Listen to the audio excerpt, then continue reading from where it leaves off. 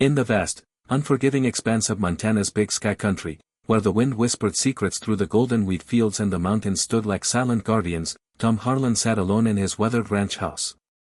The sun dipped low on the horizon, casting long shadows across the creaky wooden porch, but Tom barely noticed. His world had shrunk to the tiny bundle in his arms, a 6-month-old baby girl named Lily, her cries piercing the quiet evening like shards of glass. Tom's wife, Sarah, had been taken from them just 2 weeks prior, a sudden fever that the local doctor couldn't tame. Now, here he was, a rugged rancher in his mid-30s, calloused hands more accustomed to mending fences and herding cattle than soothing a starving infant. The formula he'd bought from the general store in town sat untouched on the kitchen counter. Lily refused it, her little face scrunched in protest, her hunger a relentless reminder of his inadequacy. As the cries grew weaker, Tom's heart ached with a desperation he'd never known, not even during the harshest winters when blizzards buried his livestock alive. "Please, darling," he murmured, rocking her gently, "just hold on a little longer." Tom had always been a man of the land, born and raised on this very ranch that his grandfather had carved out of the wilderness. Sarah had been his anchor, the city girl from Chicago who'd fallen in love with the wide-open spaces and his quiet strength. They'd dreamed of building a family here, watching their children grow amid the rolling hills and starlit nights. But dreams, Tom was learning, could shatter like brittle ice under a boot heel. The nearest neighbor was miles away, and the thought of driving into town with Lily in this state terrified him. He'd tried everything, warm cloths, diluted goat's milk from his own barn, but nothing satisfied her. Exhaustion clawed at him, his eyes bloodshot from sleepless nights, his broad shoulders slumped under the weight of grief and fatherhood. As Lily's whimpers faded into feeble gasps, Tom bowed his head, whispering a silent prayer to a God he hadn't spoken to since Sarah's funeral. Little did he know, on that lonely evening, fate was already knocking at his door. The knock came soft at first, almost lost in the wind rustling the aspens outside. Tom froze, his heart skipping a beat. Beesitters were rare out here. The ranch was a good hour's drive from the paved roads of civilization. He cradled Lily closer, her tiny fists clutching at his flannel shirt, and made his way to the door. Peering through the small window, he saw a woman standing on the porch, her silhouette framed by the fading light. She was young, perhaps in her late 20s, with dark hair tied back in a simple ponytail and a worn backpack slung over one shoulder. Her clothes were practical, jeans, boots, a faded jacket, but there was something ethereal about her, a quiet determination in her stance. Tom hesitated, then opened the door a crack. "Can I help you, ma'am?" he asked, his voice rough from disuse. Her name was Elena Ramirez, she explained, a migrant worker who'd been traveling through the region, picking up odd jobs on farms and ranches. Her truck had broken down a mile back on the dirt road, and she'd walked the rest of the way, hoping for a phone or a ride into town. But as she spoke, her eyes drifted to the bundle in Tom's arms, and something shifted in her expression, a softening, a flicker of understanding.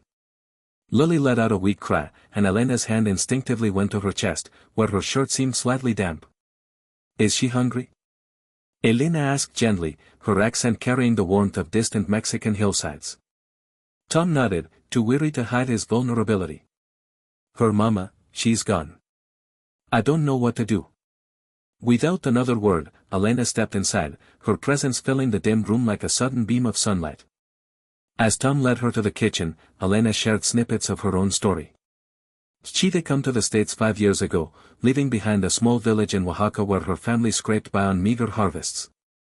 Work had been sporadic, harvesting apples in Washington, tending vineyards in California, but she'd always managed. What she didn't mention at first was the ache in her own heart, a stillborn child just months earlier, a loss that had left her breasts heavy with milk that had no one to nourish. It was a secret she'd carried alone, pumping and discarding in motel bathrooms, the pain a constant companion on her solitary journeys. Now, as she watched Tom pace with Lily, an unexpected turn unfolded in her mind. "May I hold her?" she asked. Tom, sensing no threat in her kind eyes, handed over his daughter. Elena settled into a chair, and with a modesty that spoke of her cultural roots, she adjusted her shirt and guided Lily to her breast. The baby latched on immediately, the room filling with the soft sounds of suckling. Tom's breath caught in his throat. It was a miracle, raw and intimate, unfolding before him. In that moment, as the tension eased from Lily's tiny body, Tom felt a profound realization wash over him. He'd been so consumed by his isolation, by the belief that he had to shoulder this burden alone, that he'd forgotten the world's capacity for unexpected kindness.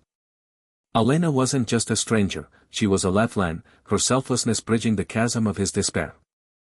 Over the next hour, as Lily fed contentedly, they talked.